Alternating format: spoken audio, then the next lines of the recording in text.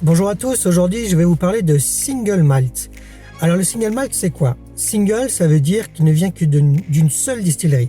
Malt ça veut dire qu'il est composé uniquement d'orge maltais. Une autre règle importante c'est la distillation, elle doit être discontinue, c'est-à-dire dans un alambic à repasse, comme vous avez l'image ici, à ne pas mélanger avec un alambic à colonne. Donc qui sont les deux grandes catégories des alambics. Ça on verra dans une autre vidéo. Le plus connu des single malt, c'est le scotch. Le scotch doit respecter donc ces trois premières règles, mais en plus de ça, il doit être distillé 2 fois minimum, ce qui est dans un alambic à repasse en cuivre.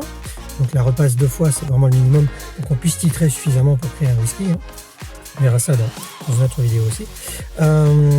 Il doit être titré à 40% minimum lorsqu'il est embouteillé. Sinon, il ne peut pas être considéré comme un whisky. Si c'est en dessous, il peut être bien au-dessus, ça c'est pas un problème, mais pas en dessous. Il doit être vieilli, très important, vieilli 3 ans minimum en Écosse. Sur l'étiquetage, si vous avez noté 10 ans sur l'étiquette, ça veut dire que le whisky le plus jeune qui le compose a 10 ans.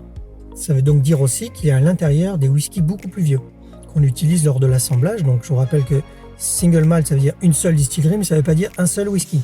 C'est un assemblage de différents whiskies de différentes années avec différents vieillissements qui vont composer ce single malt venant de la même distillerie. Donc le plus jeune doit être affiché dans l'étiquette, mais il y a des beaucoup plus vieux qui vont être donnés afin de donner de la rondeur, du caractère. Donc il doit être vieilli 3 ans en Écosse, mais en fût. Ça c'est obligatoire aussi. En général c'est du chêne. À ne pas mélanger avec un single cask, où là cette fois-ci c'est un whisky qui ne vient que d'un seul fût.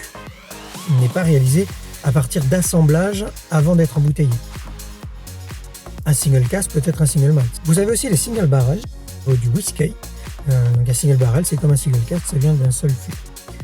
Les pure malt. Alors les pure malt, le single malt est un pure malt, mais un pure malt n'est pas forcément un single malt. Donc les pure malt, ce sont les whiskies qui sont composés à partir de jus venant d'orge maltais. Donc comme le single malt, mais vous avez aussi le vatted malt, où cette fois-ci, il est composé de whisky venant de différentes distilleries composées d'orge maltais. Donc ce n'est pas tout à fait pareil qu'un single malt.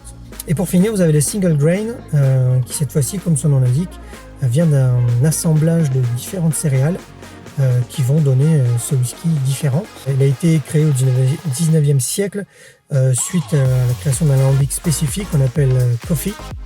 Donc ça vient là de coffee grain que vous avez par exemple chez Niga. Rien à voir avec le café, donc c'est lié à la personne qui a créé cet alambic, donc Aeneas Coffee, et donc qui a donné coffee grain. Et à l'époque, ça avait été utilisé notamment pour créer, pour faire des blends, pour faire des assemblages de blends. Aujourd'hui, vous pouvez trouver des bouteilles qui sont créées à partir de single grain, donc uniquement de grains.